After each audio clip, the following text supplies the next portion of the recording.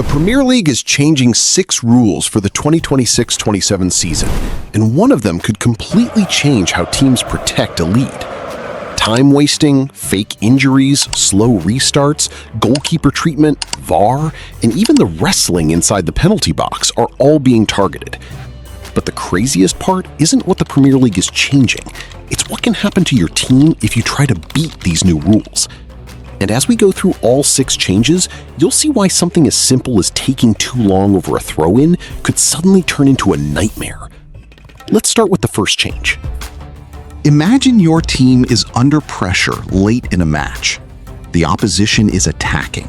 Your players are struggling to get out. Then suddenly, one of your players goes down injured. The referee stops the game. The physios come onto the pitch.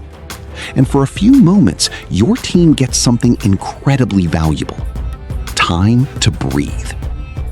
But from the new season, that stoppage comes with a consequence. If an injured player receives treatment on the pitch, they must remain off the field for a minimum of 60 seconds before returning. And that changes the calculation completely. Because if you're genuinely injured, you get the treatment you need. But if you're going down simply to slow the game down, your team could have to defend with 10 players for a full minute. Suddenly, wasting 10 seconds isn't just wasting 10 seconds. You're potentially giving the opposition a numerical advantage. But there's another problem. What happens when the player who goes down is the goalkeeper?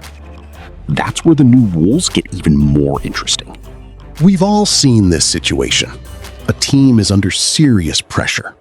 The opposition is building momentum. Then, suddenly, the goalkeeper sits down and needs treatment. The physio comes onto the pitch. The game stops. And while the goalkeeper is being treated, the defending team gets something extremely useful: a chance to regroup. But the new rules change that equation. When a goalkeeper stops play to receive treatment, an outfield teammate must temporarily leave the pitch. So the team doesn't get a free timeout. Instead, they temporarily lose a player. If the goalkeeper genuinely needs treatment, that's fine. But stopping the game now comes with a cost. And that brings us to something almost every football fan has complained about at some point. 3.5. The 5-second countdown. Picture this. Your team is winning 1-0. It's late in the game. The opposition is desperate for an equalizer. You win a throw-in. And instead of immediately putting the ball back into play, you stand there. Look around. Wait. And wait some more. Under the new rules, you won't have forever. Throw-ins and goal kicks will be subject to a strict 5-second countdown for the restart. And if you fail to restart within that time, possession goes to the opposition. So suddenly, something as harmless looking as taking too long over a throw-in can become a huge mistake. And remember that question from the beginning? What happens when time wasting actually costs you? We're getting closer to the answer, because the next rule goes after time wasting itself. 4. Time wasting can cost possession. Imagine you're protecting a 1-0 lead in the 89th minute.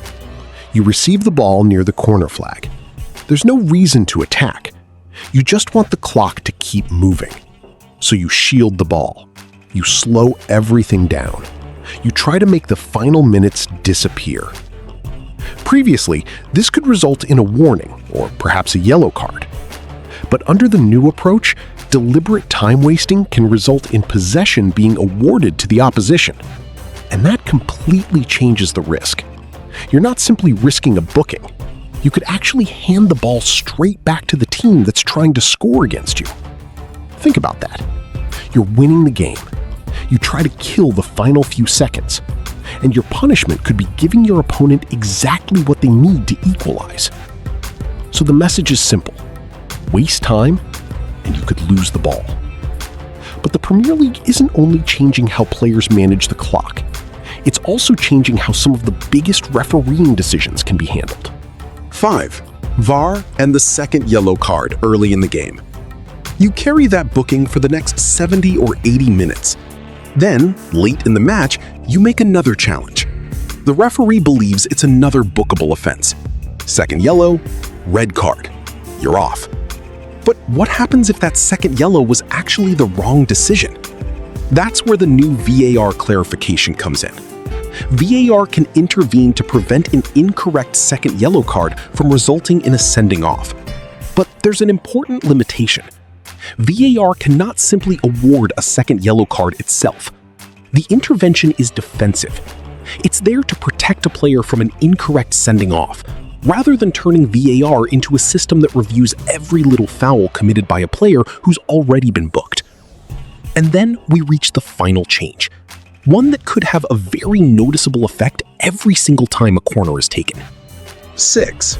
The wrestling inside the penalty box. Next time your team gets a corner, don't just watch the ball. Watch the players. Look at the shirts being pulled, the arms around bodies, defenders grabbing attackers, players wrestling for position before the ball has even arrived. For years, a lot of this has simply been treated as part of football, but the Premier League is now taking a stricter approach. Referees have been instructed to formally penalize this kind of grappling during corners and free kicks. So if you're grabbing a shirt, holding an opponent, or putting someone in a headlock, the referee can blow the whistle and award the appropriate foul. And this could matter far more than it sounds, because set pieces decide matches, they decide titles, they decide relegation battles, and sometimes they decide who goes home. So what changes when we put all 6 together? Look at the bigger picture.